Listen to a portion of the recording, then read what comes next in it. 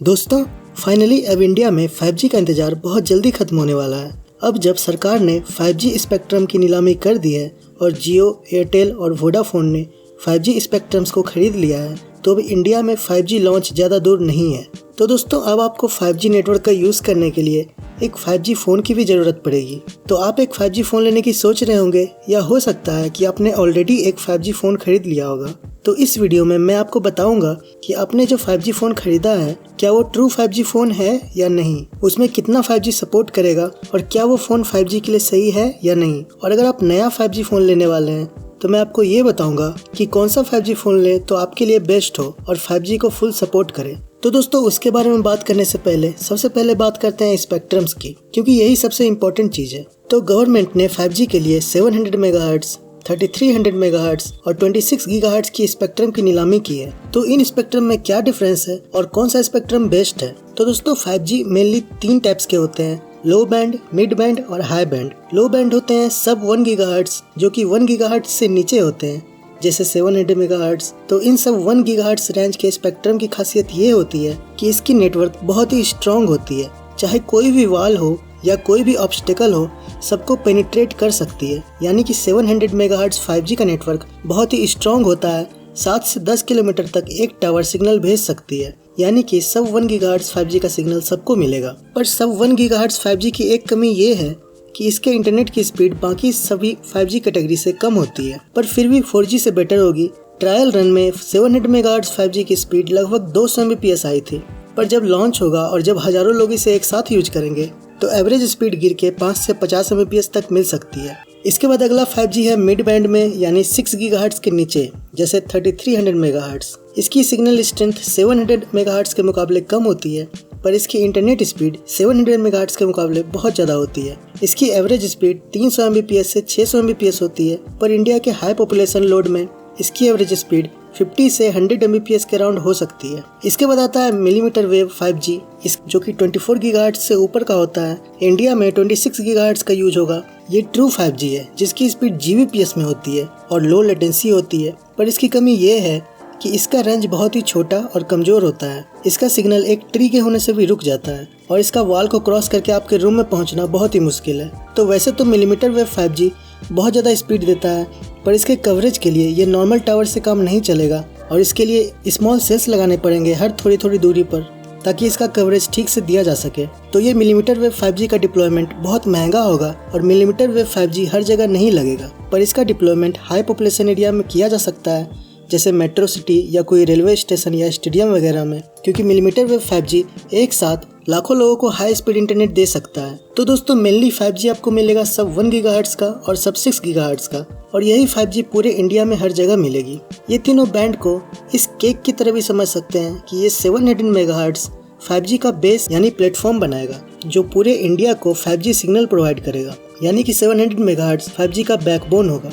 इसके बाद 3300 megahertz 5G आपको ज़्यादा फास्ट स्पीड प्रोवाइड करेगा और मिलीमीटर वेव 5G हर जगह नहीं होगी। हाई पॉपुलेशन एरिया में इसका डिप्लॉयमेंट हो सकता है और इसका स्पीड बहुत ही ज़्यादा होगा। दोस्तों, अब आप स्पेक्ट्रम समझ चुके हैं, तो आगे बात करते हैं कि किस कंपनी ने बेस्ट स्पेक्ट्रम बाय किया है और आपके एरिया में कौन सी कंपनी के पास सबसे ज़्यादा स्पेक्ट्रम है। जिस कंपनी की स्पेक्ट्रम आपके एरिया में ज़्यादा होगी, उसी की 5G आपको सबसे बेस्ट मिलेगी। तो दोस्तों, जियो ने 5G में हर 22 सर्कल में 700 मेगाहर्ट्ज़, 3300 मेगाहर्ट्ज़ और 26 गीगाहर्ट्ज़ को बाय किया है। वहीं एयरटेल ने 700 मेगाहर्ट्ज़ को बाय नहीं किया, बल्कि थोड़ा बहुत 900 मेगाहर्ट्ज़ कहीं कहीं बाय किया है। दोस्तों, 700 मेगाहर्ट्ज़ और 900 मेगाहर्ट्ज़ सुनने में ज़्यादा फर्क नहीं लगता, पर असल में 700 मेगाहर्ट्ज़ 900 मेगाहर्ट्ज़ से 2 टाइम्स ज़्यादा एफिशिएंट है और 700 मेगाहर्ट्ज़ बहुत कॉस्टली भी बिका है, इसीलिए जियो को बहुत ज़्यादा खर्च करना पड़ा। पर अब जियो के पास बहुत बेस्ट स्पेक्ट्रम है। इसके बाद VI के पास भी सिर्फ 900 मेगाहर्ट्ज़ ही है, 700 नहीं है। तो अब जियो सब 1 गीगाहर्ट्ज़ में दोनों एयरटेल और वोडा आइडिया से बेहतर होगा। तो अब एयरटेल और VI को सब 1 गीगाहर्ट्ज़ का 5G देने के लिए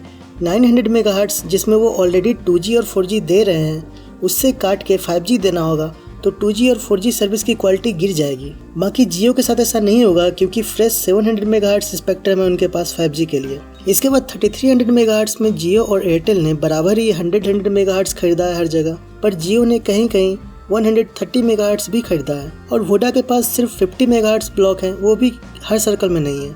और 26 गीगाहर्ट्ज़ में भी जियो सबसे आगे है। हर सर्कल में जियो के पास 1000 मेगाहर्ट्ज़ बैंडविड्थ है और एयरटेल सेकंड है 800 मेगाहर्ट्ज़ बैंडविड्थ के साथ। और वोडाफोन के पास तो सिर्फ 200 से 400 मेगाहर्ट्ज़ बैंडविड्थ है और किसी सर्किल में तो बिल्कुल भी नहीं है। जैसे नॉर्थ ईस्ट के राज्य और उड़ीसा और जम्मू कश्मीर में भी VI की 5G नहीं आएगी अभी। अब वो एयरटेल के साथ पार्टनरशिप करे या नेक्स्ट ऑक्शन में 5G खरीदे, तब वहाँ भी VI की 5G आ सकती है। तो दोस्तों, इससे ये कंक्लूजन निकलता है कि जियो के पास अब सबसे बेस्ट 5G स्पेक्ट्रम है और इसकी वजह से वो 5G का लीडर बन सकता है। वहीं एयरटेल ने थोड़ी समझदारी से पैसे बचाकर स्पेक्ट्रम की खरीदारी की है, तो उनका 5G सर्विस भी अच्छा ही होगा। पर VI बहुत पीछे रह गया और उनकी 5G सर्विसेज एयरटेल और जियो के कंपैरिजन में उतनी अच्छी नहीं होगी। अब दोस्तों, मैं हर सर्किल का डाटा एक एक करके दिखाता हूँ, जिसमें आप देख सकते हैं कि आपके स्टेट में कौन सी कंपनी के पास कितना स्पेक्ट्रम है और कौन सी कंपनी आपको बेस्ट 5G सर्विसेज देगी। आप पॉज करके अपने स्टेट्स को देख सकते हैं। किसी सर्कल में एक से ज़्यादा स्टेट्स हैं।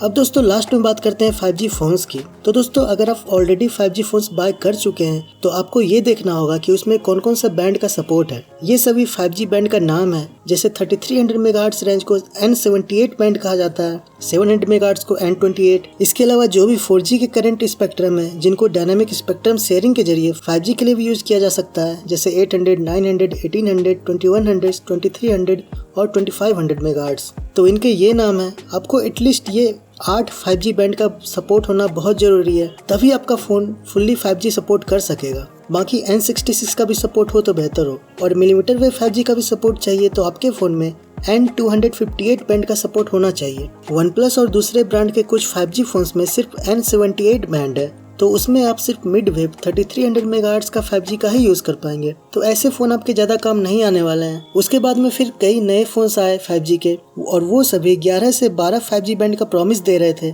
तो उन 12 से 13 बैंड्स में ये सभी बैंड अगर उस लिस्ट में हैं तो आपका फ़ोन 5G सही से सपोर्ट कर जाएगा। ये चेक करने के लिए आपको फ़ोन की ऑफिशियल वेबसाइट पर जाना होगा और वहाँ फ़ोन्स की स्पेसिफिकेशन चेक करनी होगी। अगर 5G का सही से सपोर्ट है तो आप उस फ़ोन पर 5G एंजॉय कर पाएंगे, वरना आपको नया लेना होगा। अब इसके बाद दोस्तों, अगर आप नया 5G फ़ोन लेने की सोच रहे हैं तो अभी कुछ दिन या कुछ वीक आपको वेट करना चाहिए, क्योंकि अब इंडिया में 5G का मामला क्लियर हो चुका है।